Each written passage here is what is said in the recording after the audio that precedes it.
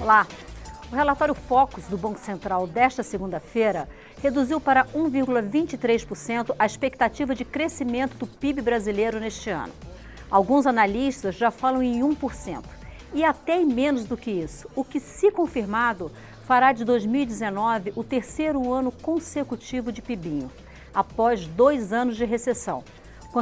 Consequência prática desse quadro, o primeiro trimestre deste ano fechou com mais de 28 milhões de brasileiros desempregados ou trabalhando menos do que gostariam, além de quase 5 milhões de desalentados, que é como são chamados os que nem procuram emprego porque não acreditam que possam conseguir.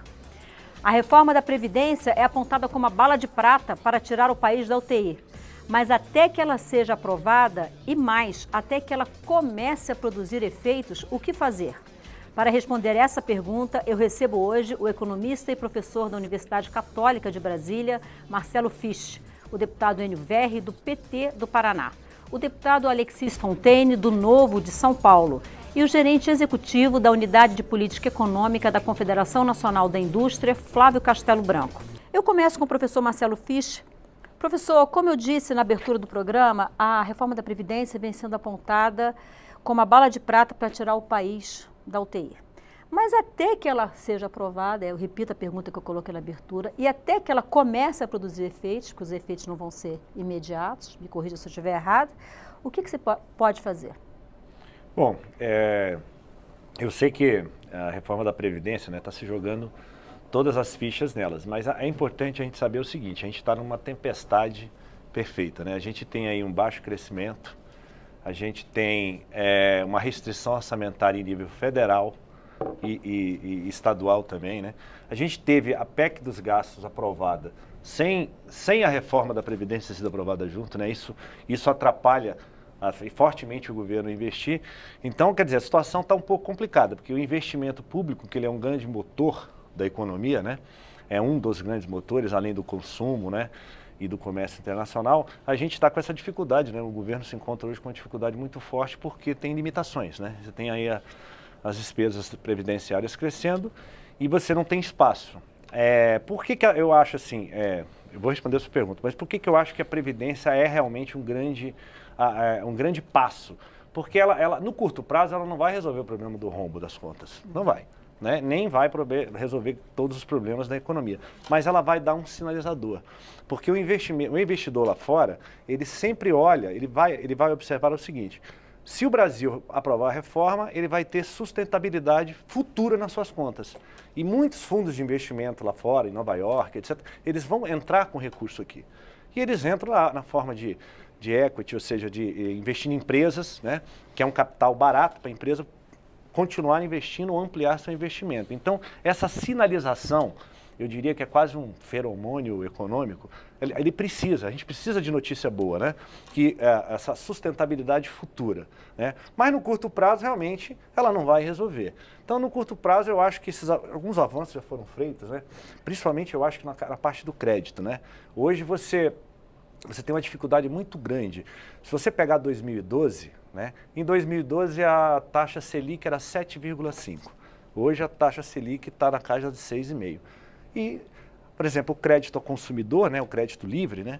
Que o consumidor compra, enfim, CDC, aquela coisa, ele estava na época em torno de 66% ao ano, a média. E hoje está na casa de 126% ao ano. Né? O que está acontecendo? Bom, em 2012 você tinha 5,5% de taxa de desemprego. Hoje você tem 12% a 13% de taxa de desemprego. Obviamente, os bancos estão retraídos. A peneira, né, como diz um conhecido aí que vende veículos, né, ele fala: de cada 20 propostas que eu encaminho, se aprova 20% delas, só 4 são aprovadas.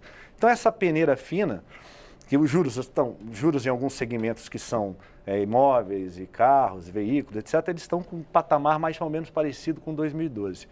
Mas com a dificuldade da peneira. Eu acho que o governo tem que trabalhar fortemente, eu acho que no curto prazo, para aumentar a competição. Hoje você pega 82%, né? 5 ou 6 bancos dominam 82% do crédito no país. Né? É complicadíssimo. Eu não sei se o número está certo, porque eu não mas dizem que nos Estados Unidos tem quase 10 mil, 11 mil instituições, entre bancos e instituições de crédito. Né? Eu acho que você destravar, né, você conseguir criar um mecanismo que destrave, nem que seja uma forma de, por exemplo, você estimular a competição dos bancos, né? O governo pode até usar, o depósito compulsório como algum mecanismo para estimular a competição. Hoje não adianta você depósito compulsório, né? Ou seja, é um mecanismo para você liberar para os bancos mais forma de crédito, né? Você também não pode sair liberando da forma que eles agem, porque os bancos hoje eles estão travados, eles só querem emprestar para carro e para imóvel, aonde ele pode tomar. Só que para isso o consumidor que não tem um certo histórico, né, nossa população aí que acabou de estar empregada, enfim, ele tem dificuldade.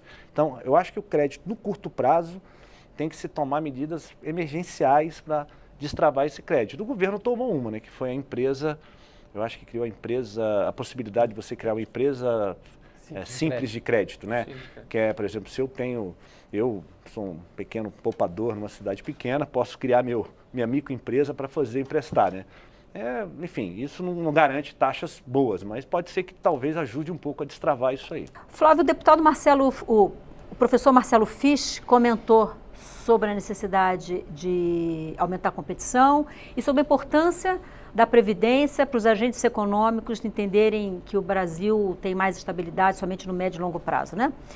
Mas a gente precisa também, para os agentes econômicos investirem, a gente precisa ter clareza do que o governo pretende para a economia. Na sua visão, essa agenda do governo para a economia está clara para os agentes econômicos, sobretudo para a indústria, que o senhor representa? Bem, boa noite a todos. Agradeço o convite.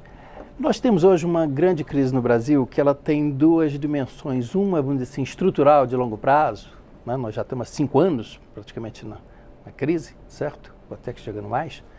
E outra conjuntural, né? A estrutural está mais ligada à questão fiscal. E para isso a reforma da Previdência é absolutamente fundamental. Ela não é a solução mágica para tudo, mas ela é a base para poder ter essa previsibilidade que o Marcelo chamou a atenção ali atrás. Agora, o importante é que, vamos dizer assim, vencido esse momento mais crítico da reforma da Previdência, que é na Câmara, talvez nesses 2 meses, agora, se for votado, o governo pode dar atenção a uma outra agenda que tenha mais impactos nessa questão conjuntural da crise. E aí a questão do crédito, a questão de facilitar o acesso, explorar novos mecanismos como a fintechs, os novos sistemas bancário, para poder atuar nessa agenda, principalmente do crédito, e reduzir o spread. Porque a taxa de juros básica dos títulos públicos está até no patamar histórico. Ela pode até cair mais, sem dúvida. Mas nós temos um spread muito alto. As taxas dos tomadores de empréstimo, ela tem uma distância grande dessa taxa básica. E essa agenda, eu acho que pode ser uma agenda emergencial para ser atacada. Enquanto também as outras partes da agenda estrutural, a reforma tributária, o ambiente de negócios, a infraestrutura, comecem a evoluir mais positivamente. Agora, se você tiver um encaminhamento das questões básicas adequado, tipo já a votação da reforma da Previdência na Câmara, eu acho que o ambiente melhora substancialmente e é capaz de ter uma resposta dos investidores em relação a novos projetos e, com isso, destravar um pouco o crescimento com reflexo no nível de emprego. Deputado Alexis Fontaine, novo de São Paulo. Deputado, o senhor é empresário também, industrial. A gente não sabe ainda qual é o tamanho da reforma da Previdência que vai sair daqui do Congresso, né? O governo pede uma reforma da Previdência que tem um impacto em 10 anos de 1,236 trilhão de reais. Mas ninguém sabe efetivamente o que vai sair do outro lado. Na sua opinião, os agentes econômicos, eles apostam que a reforma da Previdência vai sair do tamanho que é preciso sair, ou pelo menos acima dos 800 bilhões sinalizados pelo Paulo Guedes, e eles estão preparados para investir nisso? Eu acho que está todo mundo com o dedo no gatilho. Dinheiro tem, mas está totalmente represado pela insegurança do ambiente. E essa insegurança do ambiente, ela passa desde, será que vai ser feita de fato uma reforma previdenciária adequada? Será que vai vir a reforma tributária para poder facilitar o ambiente de mercado, né, ter os tributos adequadamente colocados e não esse sistema caótico, esse sistema quase que insano tributário? E também nós temos um outro elemento que é a burocracia brasileira, a desburocratização, que gera ambiente para você poder empreender. Se a gente tiver um ambiente seguro, o dinheiro vem. O dinheiro não vai para lugares que correm risco. E o que nós estamos precisando no Brasil, de fato, é um ambiente de segurança. Então, a Previdência, como você muito bem disse, ela é a bala de prata? Não, não é. É o primeiro passo de um ambiente necessário e adequado. Vem as próximas reformas, vem a pauta da desburocratização, e aí sim você sinaliza, não só para o capital interno, porque a gente só fica falando em capital externo, mas tem muito capital interno, que está represado aguardando. Agora vamos lembrar que as pequenas e médias empresas estão assim exauridas de caixa, extremamente enxutas, e se demorar mais tempo é mais gente quebrando. Deputado Enio Verri, está se falando muito aqui de estabilidade, né? E a gente sabe que a gente precisa ter estabilidade jurídica e estabilidade política. Em que medida a instabilidade política que ainda existe hoje no país, inclusive os presidentes dos poderes se encontraram para organizar uma agenda consensual, mas em que medida essa instabilidade política reflete o ambiente econômico, se reflete no ambiente econômico que tem agora? Olha, ela reflete diretamente, e eu vou tentar ampliar isso daí. Na lógica do que o professor Marcelo Fisch colocou, basicamente nós temos o seguinte: o governo, ele tem os gastos de governo, né? Vocês, na aula de aula, não sei se é ainda na sala de aula, mas é G, né? Que são os gastos de governo. As famílias consomem e as empresas investem. Vamos ser claros, com a emenda constitucional 95 e com o congelamento do orçamento, que muitos acham que é benéfico, eu particularmente acho que ele estoura até o ano que vem, senão esse ano ele vai estourar, essa emenda, a principal máquina que impulsiona os investimentos no país não consegue fazer nada porque está o orçamento congelado pela emenda constitucional 95. 2. As famílias, e os números que você colocou, Marcelo, logo na introdução, por conta da alta taxa de desemprego, a insegurança das famílias é o seguinte: eu ainda estou empregado, mas meu irmão está desempregado. Portanto, eu vou guardar todo o dinheiro possível, não vou gastar, porque, afinal de contas, eu posso estar desempregado amanhã. E, por fim, o empresário, que é também um investidor, ele não se sente em condições, o deputado Alexis colocou muito bem, nem confiança, primeiro pela instabilidade política, mas também pela instabilidade econômica. E o empresário, que é um empresário mais vivido, ele sabe que não é a reforma da Previdência que vai conseguir resolver isso. O economista Felipe Saito, do Instituto Federal Independente, ele começou um debate na Comissão de Finanças e Tributação na semana passada, nós estávamos juntos, ele falou: olha, eu quero começar a minha intervenção dizendo desde já, não será a reforma da Previdência que vai resolver essa crise econômica que está aí. Na verdade, nós temos que pensar em variáveis, não podemos pensar tão pequeno, nossa economia é muito grande. Como está a nossa relação com o resto do mundo? Ela não é boa. Né, com todo o respeito aos pensamentos divergentes aqui, o nosso chanceler tem dificuldades. Olha, eu sou do estado do Paraná. Nós trabalhamos muito com exportação de frango halal, que é o frango que é para a comunidade muçulmana, para o mundo árabe. A abertura do escritório em Jerusalém, isso nos criou um problema no Paraná gigantesco. A questão do soja, né, que também o Paraná, mas também outros estados da minha região. Essa briga com a China, puxa, a China representa o dobro das importações do Brasil do que os Estados Unidos. Aí o nosso presidente se relaciona com o Trump numa relação pessoal e não pragmática, que o presidente tem que ser pragmático no mundo da economia, né? Consequentemente, nós perdemos exportações de soja e o Trump, de forma inteligente, passa a exportar o soja para a China. Eu poderia ficar aqui ou dar outros exemplos, mas é o seguinte: nós temos um problema de uma queda da nossa pauta de exportações de um setor que é o agronegócio, que é superavitário no momento de crise. Por outro lado, o que nós precisamos é criar um consumo, o mercado interno, primeiro o mercado externo, incentivo à indústria.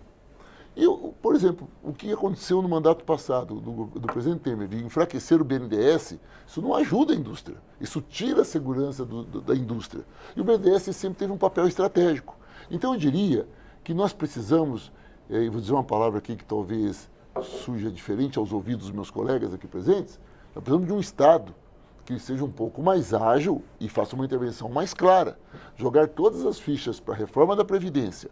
E a reforma da Previdência, quem fizer uma boa análise dos dados, vai diminuir a renda interna, não vai aumentar a renda interna, resolve um problema, mas cria outro. Ao reduzir a renda interna, já, portanto, não gera mais emprego. ao você já ter o desemprego. Você fala, escuta, mas para onde vamos? Ah, mas vamos conquistar a confiança do mercado externo e vamos ter investimento.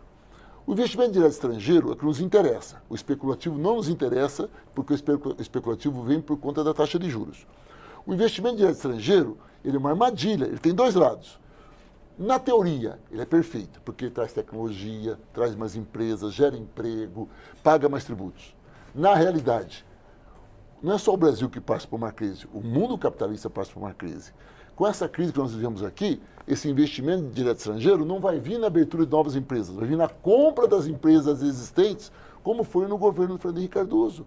No governo do Fernando Henrique Cardoso, o investimento direto estrangeiro foi muito alto, mas não foi por conta da privatização, foi por conta da concentração de capital. Então, nós corremos o risco de ter, estamos atacando uma única variável ou pensando em pequenas outras variáveis que não serão o suficiente. É preciso pensar uma política econômica mais radical e mais interventora. Eu gostaria de ouvir o Flávio Castelo Branco da CNI. Está se falando muito em aumento da produção, seja para o aumento do consumo.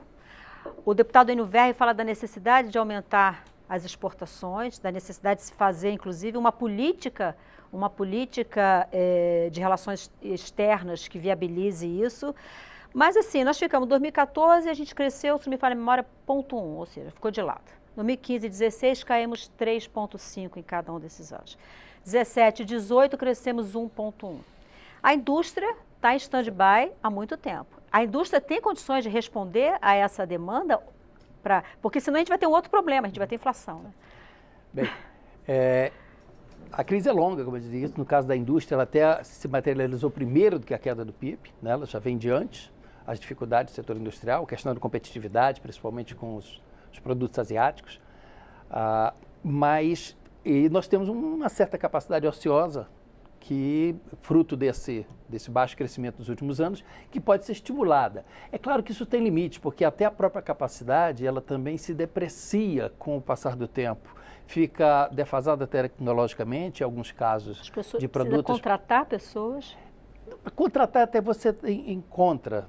Eu acho que o volume de desemprego é muito grande. As pessoas treinadas em condições... Esse é um problema mais sério no longo prazo, né? Da questão da qualificação da mão de obra, da educação. Nos momentos de crise, de grande crescimento no passado, nós tivemos uma certa crise de mão de obra qualificada, certo? Mas eu acho que no momento não é esse. O problema principal aí é vir a demanda para ocupar essa capacidade instalada que está aí e para estimular as empresas até a se atualizarem. Porque, por exemplo, no caso dos telefones celulares, um telefone celular de 5 anos atrás, ele não tem mais mercado. Sim. Ou seja, a capacidade ociosa numa indústria de alta tecnologia, ela se desatualiza rapidamente. Então, nós precisamos, claro, estimular o uso dessa capacidade. A indústria tem condição de responder um pouco no curto prazo, mas para mais tempo, para sustentar um crescimento com competitividade, com produto adequado para atender o mercado, principalmente a competição com os produtos estrangeiros, lá fora ou aqui dentro, nós precisamos aumentar. E eu gostaria só de chamar a atenção para o nosso problema de competitividade, já que você colocou aí o problema da indústria, e esse é um problema da indústria brasileira, porque os outros setores, a agricultura tem a sua competitividade, o serviço sente pouco a competição com os estrangeiros. Hoje mesmo o IMD, lá aquele instituto suíço, divulgou o ranking de 2018 de competitividade. O Brasil continua lá nos últimos, são 65 ou 64 países, nós somos o número 59, né?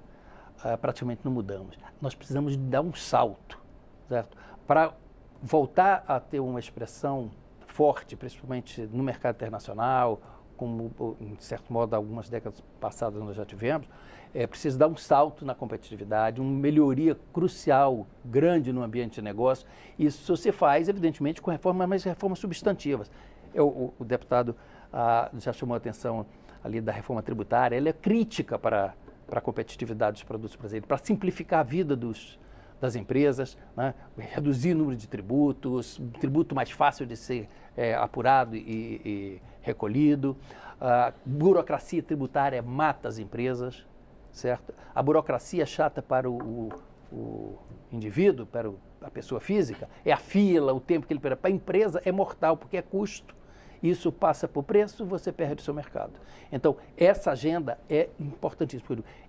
É difícil compatibilizar a agenda do longo prazo com a do curto prazo, mas nós temos que fazer isso, porque resolver a questão estrutural, fiscal e de competitividade é crítica para sustentar o crescimento, mas nós precisamos dar uma espoleta, né, de começar, dar um gatilho para começar esse crescimento e sair da crise conjuntural de curto prazo e voltar a crescer. Professor Marcelo Fischer, eu tenho aqui alguns comentários. O Leopoldino Candrade, ele diz o seguinte: a economia não cresce porque o pobre, que é o consumidor, né, in natura, está estagnado com baixo poder de compra. Realmente, recentemente, saiu um estudo que diz que a nossa renda está estagnada nos últimos 3 anos. Então, acho que bate com o que ele está falando aqui, né? O Alain de Souza, ele diz: o que precisamos é de menos intervenção. A economia precisa de diretrizes ortodoxas, previsibilidade e credibilidade, né? E aí, foi falado aqui de certa forma, se falou de logística, porque quando a gente fala de produtividade no Brasil, a gente fala de logística, que é um problema que nós temos, reforma tributária, treinamento, burocracia, né? Mas eu estava são todos problemas grandes, mas que demoram um prazo para saírem as soluções e para as soluções gerarem resultados, né? No governo passado, o presidente Temer fez uma medida de liberar recursos do FGTS para estimular o consumo. E deu até algum fôlego, né, algum resultado nisso. Acho que tem condições de se fazer alguma coisa. Esse governo está falando um pouco de liberar recursos do PIS/PASEP. Você acha que esse tipo de medida ajuda ou não? Olha, é o que eu falo, assim, o FGTS foi uma boa, assim, só que, enfim, ele só deu um respiro na economia, né, assim, não teve, porque o consumidor, como o deputado falou, o deputado Enio, o consumidor, ele obviamente, num cenário hoje de 13% de desemprego, ele vendo os colegas perdendo emprego, a confiança dele vai lá embaixo. E a indústria precisa que o consumidor tenha confiança para ela ampliar sua confiança, né? Então está meio que todo mundo, a incerteza está geral, né? Eu não vejo que uma medida como o PIS/PASEP ou qualquer outra medida de um pequeno estímulo vá melhorar assim, esse apetite do consumidor. Ele precisa ter a gente tem que ter uma agenda mais clara e mais positiva, que as coisas estão começando a dar certo. Então, ele precisa se sentir seguro, ele precisa ter certeza que ele não vai ser mandado embora. Ele está, obviamente, há muitos anos, né, como todos nós, há muitos anos com a renda sendo corroída aos pouquinhos pela inflação. A inflação está baixa, mas ela está corroendo. Enquanto você vai no supermercado, os preços continuam subindo, né? Às vezes até mais do que a gente imagina, né, em alguns casos. Então, o consumidor, ele vê isso, ele está vendo isso, aí ele está vendo que o desemprego não melhora. Então, ele começa a se retrair mais ainda. Então, eu não sei se um estímulo pequeno de consumo vai resolver o problema. Ele precisa de notícias boas. Por exemplo, o Brasil hoje, como o deputado estava falando, no comércio internacional, a gente representa no comércio internacional 1%. O que é o Brasil aí fora? Né? 1%. Por que a gente não acelera essa abertura comercial? Né? Olha Chile, olha México, que abriram e foram para a briga, mas se aliaram, enfim, nada contra o Mercosul, mas a gente também tem que se aliar com os grandes e abrir a economia. Alguns setores vão sair prejudicados, mas outros vão sair, nem que a gente exporte açaí, chinelo de dedo, enfim. Eu acho que coisas que dá para ser feito rápida, né? Eles precisam ver coisas positivas dando certo, né? Eu acho que o comércio internacional para dar certo, a gente tem que abrir. A gente é fechado. Há anos que o Brasil fala, vamos abrir a economia fechada.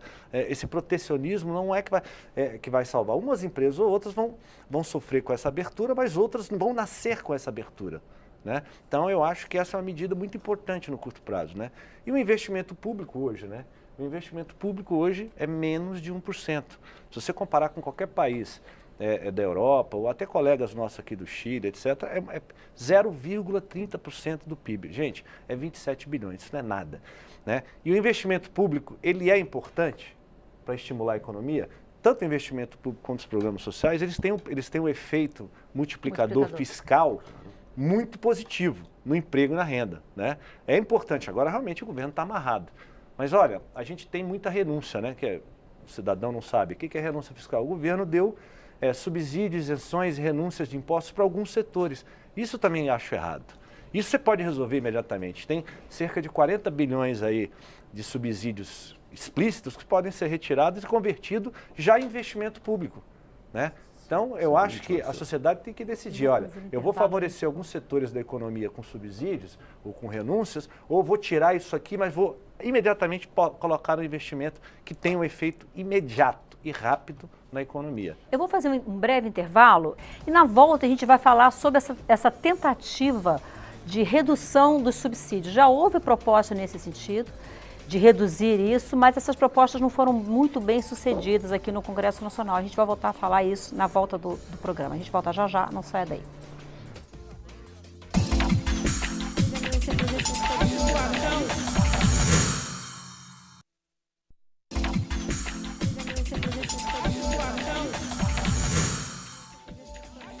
A Questão Nacional está de volta. Hoje estamos debatendo o que fazer para a economia brasileira andar enquanto se debate a reforma da Previdência. Deputado Enio Verri, nós fechamos o bloco anterior falando de redução de subsídios que foram dados para as empresas dos anos anteriores, na ideia de que as empresas se mantivessem produzindo e, sobretudo, não demitissem, né? E eu gostaria que o senhor comentasse isso, e vou colocar aqui uma observação que chegou do Leopoldino Candrari. Ele diz o seguinte: a verdade é que o empresário brasileiro fechou com o executivo e só vão investir se tiverem a mão de obra barata e um lucro exorbitante. Diferente da China, que a produção é enorme e o lucro é baixo. O senhor quer comentar a questão dos subsídios e a visão do empresário, segundo... Bom, primeiro o que o nosso telespectador está colocando aí em partes, né? A China também não é esse paraíso, não, é importante reconhecer isso. Segundo, nós vivemos no capitalismo, né? Não quer dizer que eu concorde com ele, mas o empresário, ele quer ter lucro, né? É claro que o empresário fala bonito, que eu estou aqui para gerar emprego, para pagar, tá nada, ele está lá para ganhar dinheiro. Se não ganhar dinheiro, ele sai do negócio. Então, é muito bonito para inglesear o discurso deles. Mas agora, é importante perceber que o empresariado não fechou com o executivo. Nós temos hoje um grande problema, conforme você me fez a primeira pergunta, um problema político para resolver, de interesses.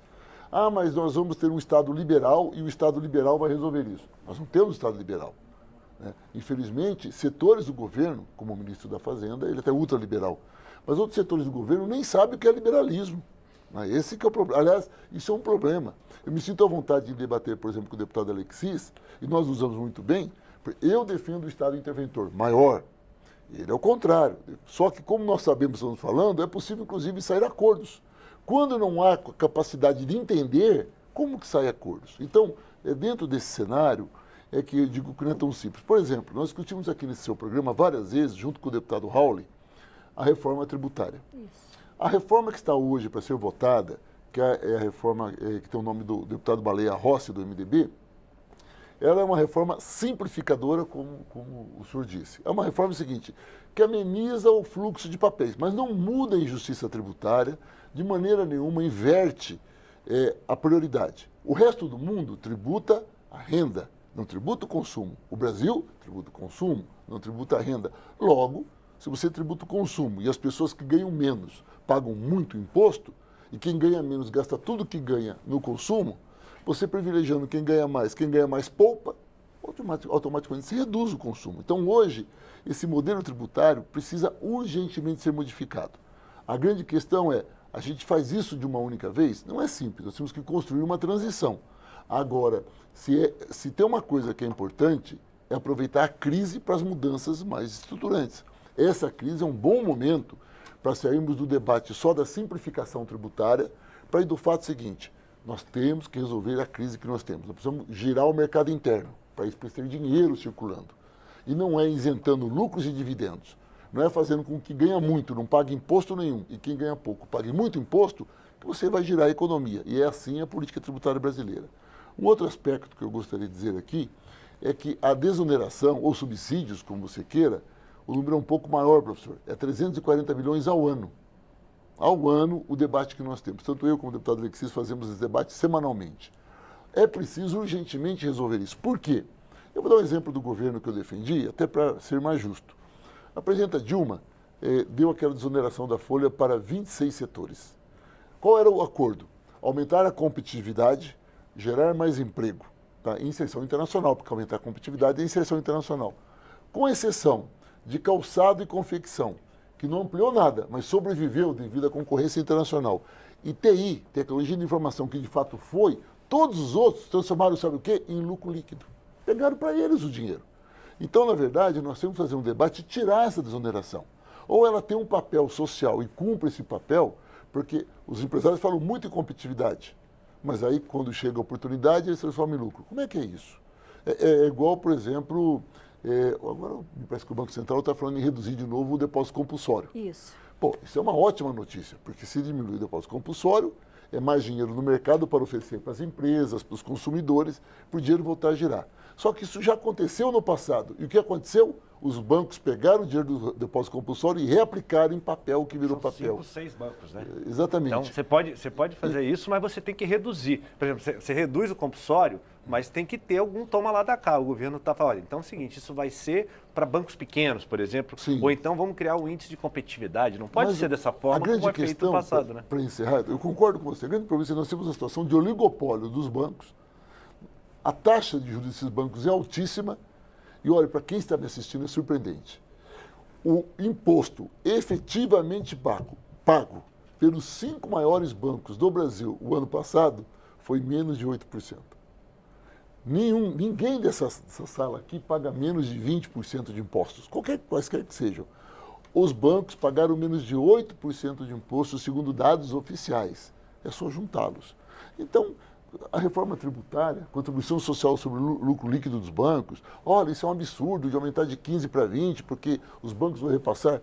Aí, de novo, eu defendo o papel do Estado. O Estado tem que trabalhar isso, tem que pôr regras, porque o banco, ele não produz.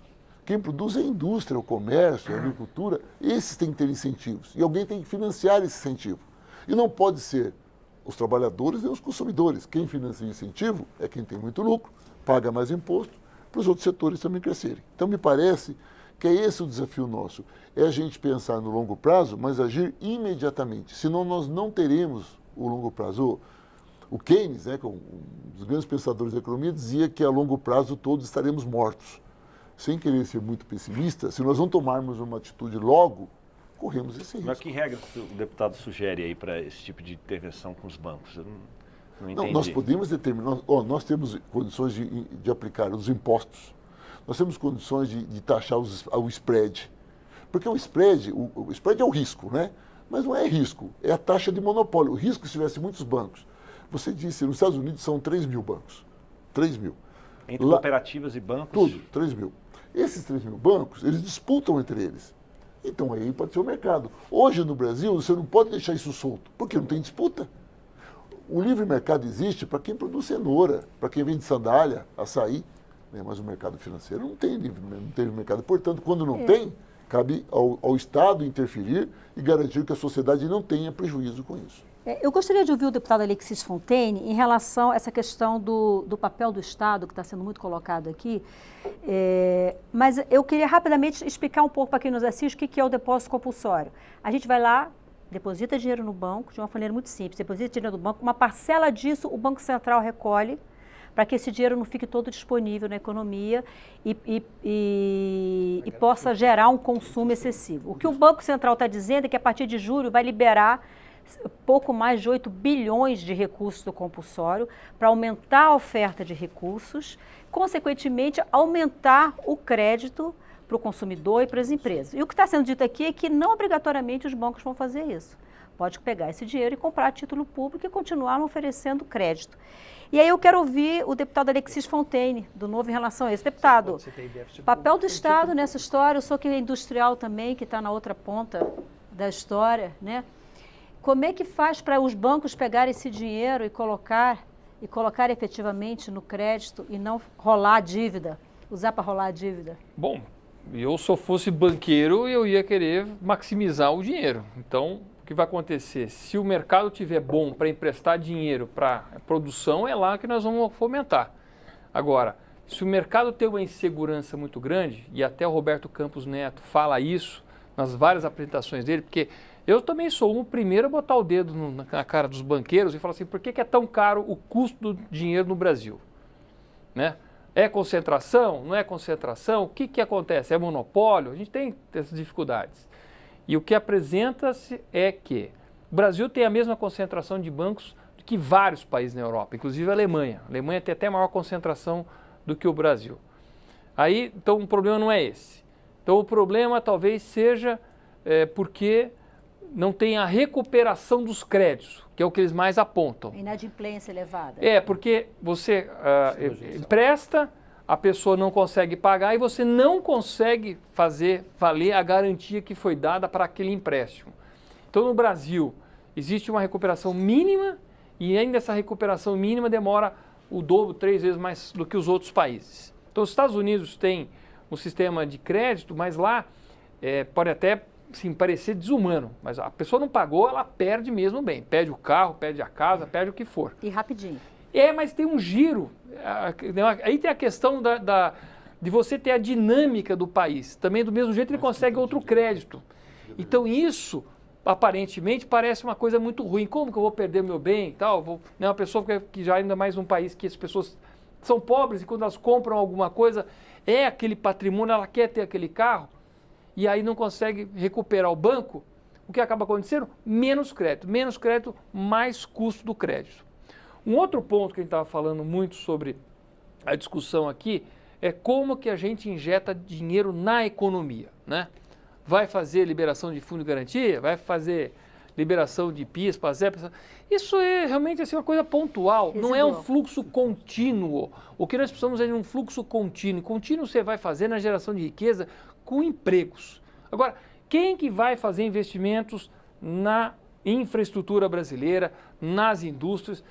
Aí tem uma diferença entre a opinião minha do porque assim, quando é público, e o público está difícil, porque o Brasil está fechando com déficit de 130 bi por ano, né? Está tentando diminuir, mas não consegue. Quer dizer, ele já pega, já emite título, já pega dinheiro no mercado para poder financiar, fechar as contas. Então, o público só vai conseguir ou aumentando o endividamento ou aumentando os tributos. Acho que nenhum dos dois a gente quer ver esse cenário, porque um Estado endividado, quem paga a conta é o próprio pagador de impostos, somos nós, que alguma hora vai chegar essa conta. Então nós queremos que o privado estimule, e aí é que está vindo uma série de ideias, né, das PPPs, que chama lá, as participações público-privadas, aquelas questões onde os dois começam a trabalhar com dinheiro privado para poder fazer os investimentos. Esse é o modelo que eu acho que mais funciona. De novo, a questão dos bancos, e aí o Enio tem razão, deu uma chance, ninguém repassa no preço. Primeira coisa, ele incorpora no lucro dele. É a competição que faz com que ele tenha que abrir mão. Então, estávamos falando outro dia sobre aviação, até estava a discussão, você estava naquela discussão, Enio? Baixou o imposto do querosene de aviação, mas as empresas aéreas não baixaram os preços das passagens aéreas, né? Aí estava aquela comoção. Bom, primeiro, os custos são dolarizados e o dólar disparou, então você já tem uma perda aí. E segundo, é óbvio que as empresas vão tentar inicialmente incorporar aquilo para poder aumentar o lucro delas. É natural. E elas só vão ter que entregar isso para o mercado quando tiver competição. Quando tiver competição, aí as pessoas têm que abrir. E é por isso que, como liberal, eu realmente luto para que tenha mais oferta de produtos e serviços para o consumidor. Mas como liberal, também aí eu vou na linha do Enio, não tem que achar que o mercado resolve tudo não. Principalmente num país que já tem desigualdades instaladas prontas. Então, como liberal, nós procuramos dar acesso à igualdade de oportunidades às pessoas, com qualidade, na educação, saúde, segurança, justiça, né? Esses elementos que a gente tenta fazer de igualdade. Mas a gente sabe que tem, de partida, pessoas que saindo com uma McLaren e outros saindo com um Fusquinha. E as pequenas empresas, pequenas e microempresas, são as grandes geradoras de emprego, né? Isso não é verdade. Não? Eu também achava que era isso. Mas eu peguei os relatórios da Receita Federal e a verdade é que as grandes empresas são os grandes geradores de emprego. O que acontece é que quando a gente pega micro, pequenas empresas, são aqueles empreendedores individuais, aquela pessoa que não conseguiu emprego, aqueles 28 milhões de desempregados, subempregados, que acabam gerando ou tentando montar um negócio na microempresa individual ou no simples. A ideia de que tem muitas empresas nesse regime, mas não são elas as maiores empregadoras. Os maiores empregadores estão nas grandes empresas, mesmo que mais ou menos 29 milhões de empregos gerados. Agora, eu queria voltar ao tema da renúncia tributária. Por favor. Com o sistema tributário que nós temos, cheio de recortes, quase que cheio de regimes chamados regimes especiais, né? Eu tenho um regime especial para o setor X, para o setor Y, para linha branca, para automóveis. Se você não mudar o sistema, ou seja, fizer a reforma tributária mais simples e tentar igualar todo mundo, você vai ter uma dificuldade muito grande para tirar ou para reduzir essas renúncias mencionadas. Uma das maiores delas é exatamente o simples, da pequena e média empresa. Como chega nessa casa aqui no Legislativo com uma proposta para reduzir a renúncia para o simples? Eu não creio que tenha uma boa acolhida, certo? Só vai ter uma boa acolhida se você disser assim, o meu sistema agora é tão simples, o sistema todo, que eu não preciso mais de um simples tão grande. Eu vou precisar de um simples, como você tem às vezes na Europa, só mesmo para o pequeníssimo empresário. Mas, desculpe entender, mas exatamente esse é o erro que aconteceu no sistema tributário brasileiro. O fato dele ser tão complexo, quando você está na beira de desenquadrar do simples, faz com que todo ano as pessoas queiram esticar o simples. Então o simples brasileiro ele chega quase que a $1.100.000, né? Como 4.800.000 por ano. De limite. Qualquer outro país, o simples fica em $100.000. Ele é muito mais baixo. Só que o sistema seguinte é um sistema bom, ele recolhe bem, ele é fomentador de crescimento. Não, o que acontece é que a empresa você saiu... Quer ir pra lá, né? Você quer ir para lá. Você desenquadrou do simples no Brasil, pode encomendar o caixão, porque você vai quebrar a tua empresa, porque Mas provavelmente... tem outro detalhe, né? O que é pior, dentro daquela lógica que você mesmo colocou, tem uma empresa, aí ele vai bem no setor, aí ele abre uma segunda, ele vai desenquadrar, não, ele abre com outro nome, é simples. Coloca a mulher, aí você encontra... Isso é contra a produtividade. Isso, exatamente, é um absurdo. Mas é uma questão de sobrevivência. Porque o sistema é todo Mas aí importado. nós temos o termo que nós estamos conversando aqui, é o Frankenstein tributário. Claro. A grande questão, a gente vai e volta. O Raul diz que é um manicômio tributário. Mas é um manicômio. E ainda o Raul, ele prende bastante a questão da gestão, como você muito bem coloca. Mas se a gente não resolver o problema do Frankenstein, olha, nós temos problemas sérios. Vou dar um exemplo aqui, que é um debate que nós temos na Comissão de Finanças e Tributação. A Zona Franca de Manaus tem lá o pessoal das grandes marcas de refrigerantes mundiais. Em compensação, os nossos estados todos, nós temos as famosas fábricas de tubaínas. Tudo são fábricas pequenas, que geram ali 20 empregos, 30, 50, e que são fundamentais. Agora, a guerra para você dar igualdade tributária é gigantesca. Agora, como que nós podemos crer, para quem está nos assistindo, que marcas que têm domínio mundial de mercado, são as duas principais marcas, têm no Brasil vantagens tributárias e empresas, nem falo micro, porque não dá para ser micro, mas médias. Na Zona Franca. Na Zona Franca. Enquanto no resto do Brasil, eles se matam gerando 50, 100 empregos e pagam um tributo muito mais alto.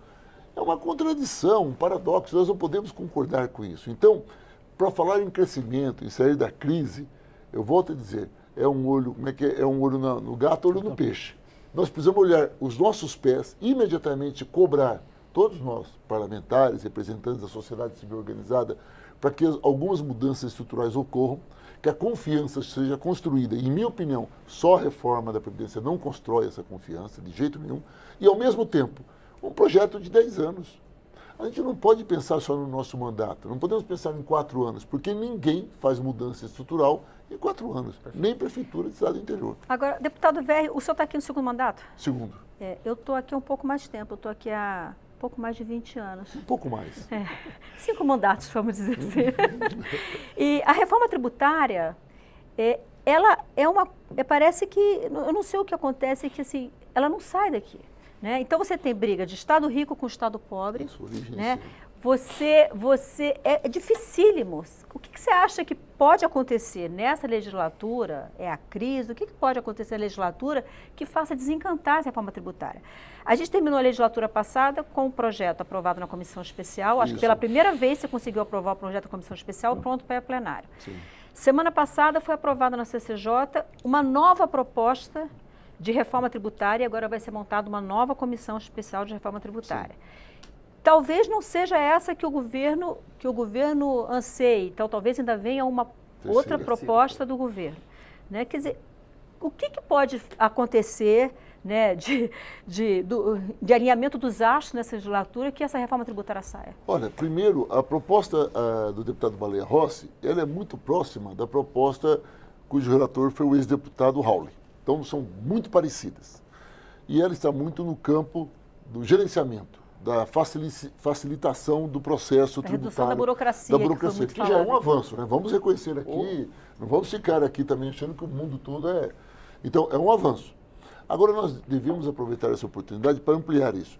Qual é o melhor momento? Primeiro, uma reforma tributária não vai dar para a gente ficar trabalhando com origem e destino. É muito difícil o debate de origem e destino, ou seja, você acerta São Paulo, cria um problema com Minas. Você resolve o problema do Rio de Janeiro, que é um problema lá com a Bahia. Principalmente os estados mais ricos são os que mais têm poder de lobby e mais dificuldades criam. Vamos ter que repensar algo. Mas eu diria a você, sem querer ser muito otimista, que o melhor momento para as boas soluções é a crise. Eu acho que nós estamos, na economia nós chamamos de ponto ótimo da crise, né? Quando é o ponto ótimo? Quando não tem como piorar. Quem sabe seja esse o momento para a gente fazer um grande debate e, nesse debate, organizar isso. Mas qual é o grande problema que nós temos disso? Primeiro, é a pressão dos estados. Nós representamos estados distintos enquanto parlamentares. E dois, a Câmara dos Deputados e o Senado, vou tentar repetir isso, o Executivo não representa o país, ele representa a maioria do país. Porque houveram outros candidatos, ele apenas fez a maioria dos votos. O Legislativo não, representa o conjunto do país. Aqui você tem representantes de todos os setores. O grande problema é que nós não somos aqui no Parlamento a cara do país. Nós não somos metade homens, metade mulheres. Nós não temos um percentual alto de negros, de pessoas trabalhadores mais do que empresários, porque tem menos empresários que trabalhadores. Consequentemente, como não é a cara do país, ao votar, ele reflete os interesses da maioria que está aqui dentro, que nem sempre é o interesse da maioria da população. É uma contradição do modelo político que vivemos e não sei se alguma parte do mundo resolveu isso, acho que não. Então, o debate talvez seja aproveitar esse momento que eu chamaria de um momento de grande crise, crise política, institucional, uma crise de representação econômica. Talvez seja o momento de nós abrirmos mão, cada um pouco, de algo e tentar construir um projeto único. Eu confesso a você que temos conseguido fazer isso. Professor Marcelo de alguma maneira. Fisch, você quer comentar? Mas eu Não, quero... Fica à vontade. Só comentar um pouquinho. Eu acho que eu acho que eu brigo muito para o fim, né? Você pega aí o setor automotivo, muito bom. Ele recebia aí de renúncias, de subsídios de 1.700 bi, passando para 7 esse ano. E isso não vai refletir em menor preço de veículos, etc. Então, eu acho o seguinte, eu acho que a sugestão até que é uma boa. Eu acho que a indústria vai chiar, não é fácil. Ela tem, desculpe falar, um lobby forte aqui no Congresso. Tem, muito. né? Porque são vários setores. Você não consegue eliminar todos os subsídios, mas então pode fazer uma troca. Ó, nós vamos acabar com esses subsídios, nós vamos acabar com essas renúncias, mas nós vamos trabalhar junto para aprovar a reforma. Eu acho que esse é um caminho, você falou, como é que destrava? Agora você tem que provocar, o Congresso tem que ajudar e provocar também o setor industrial a entrar como parceiro. Eu acho que o primeiro passo, a gente cortando alguns subsídios aí, fica mais fácil deles se engajarem. Eu acho que precisa de mais gente se engajar para a reforma aprovar. E eu também concordo, eu acho que a questão dos estados é uma coisa muito delicada da origem e destino. Isso aí, eu não sei se pode se deixar para uma segunda momento, você vai discordar? Não, a questão é que você tem a federação e grande parte das distorções é exatamente por conta dessa questão da origem e destino. Tá? A proposta do deputado Raul parece que não mexia com isso, não né? mexia. E por isso conseguiu ser aprovado na comissão especial. Não, né? ele ao contrário, ele botava um imposto único e depois ia fazer uma partilha entre Em longo prazo. Não, mas ele já no início. Já no início fazia uma partilha entre os entes federativos. Mas e fica aí também no destino. no destino, mas Tudo sim, destino. colocando tudo para o destino, sem dúvida nenhuma. As propostas atuais, todas elas, em geral, vão para o destino. No caso do imposto de circulação, né?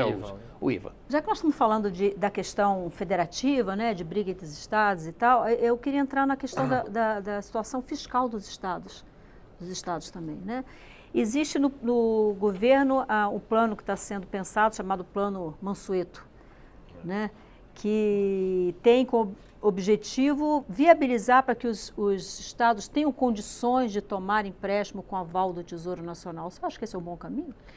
Olha, o problema aqui, o problema que a gente está enfrentando aí de 140, né, na verdade o número é bem mais, um pouquinho maior, né, esse déficit no governo federal, nos estados a gente já viu aí, já vem acompanhando crises no estado do Rio de Janeiro.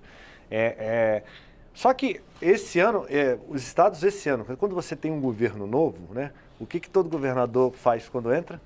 Ele tenta ajustar suas contas e tal. Então, esse apoio na área de investimentos, eu acho que qualquer estímulo que a gente pense em dar para incitar os estados a apoiarem com investimento, por que não vão fazer? Porque eu acho que no início de mandato, todo governo, até onde eu me conheço de governos e governos, o cara entra no primeiro ano, ele mexe, arruma, ele faz um caixa para lá, para o segundo, terceiro ano do mandato, ele acelerar os seus investimentos. Eu não sei se alguma medida que você possa estimular, até porque a situação está muito grave, né? Se você olhar, a gente aqui no próprio DF, né, você vê os gastos com o pessoal estão elevadíssimos, né? E você não tem o que fazer, né? Porque a gente, no governo federal, a gente emite título, gira a maquininha e, né, consegue sobreviver. Como é que faz um Estado, né?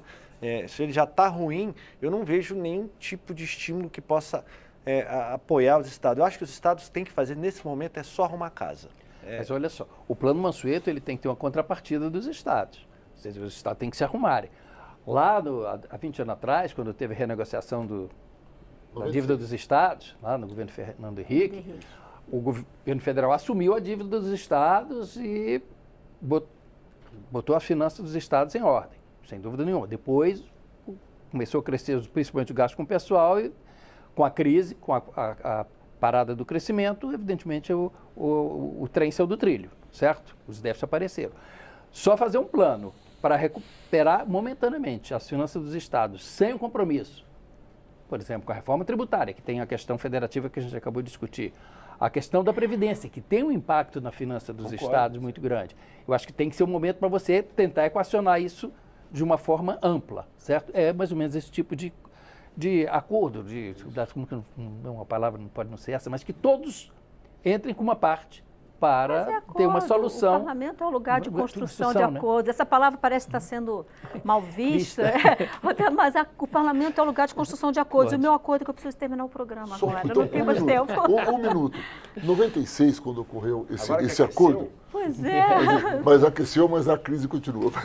Não aqueceu. Em 96, quando foi feito esse acordo, os municípios fizeram esses acordos, mas esses acordos foram criando problemas depois por conta do juros sobre juros. Nós tivemos até no mandato passado um grande debate sobre isso aqui na Câmara dos Deputados.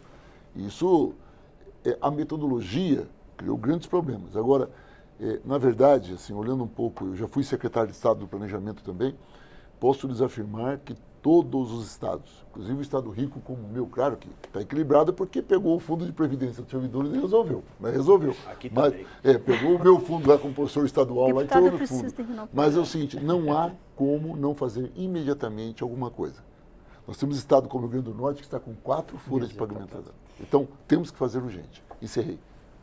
Eu preciso encerrar o programa, infelizmente. Eu quero agradecer ao professor Marcelo Fisch, professor de Economia da Universidade Católica de Brasília. Muito obrigada por sua participação no nosso debate. Deputado Alexis Fontaine, do Novo de São Paulo, muito grata também. Desejo boa sorte no seu primeiro mandato aqui na Câmara. Deputado NVR, PT do Paraná, muitíssimo obrigada mais uma vez por sua presença aqui no Expressão Nacional. Flávio Castelo Branco, gerente da CNI, muito obrigada também. Você de casa que nos acompanhou, que nos prestigiou com sua audiência, com a sua participação, muitíssimo obrigada. Na próxima terça, às 9 horas da noite, no horário regular do Expressão Nacional, nós vamos falar da crise no sistema penitenciário brasileiro. Eu sou Maristela Santana e a gente se vê então amanhã, às 8 da noite, aqui na TV Câmara, no Expressão Nacional. Até lá.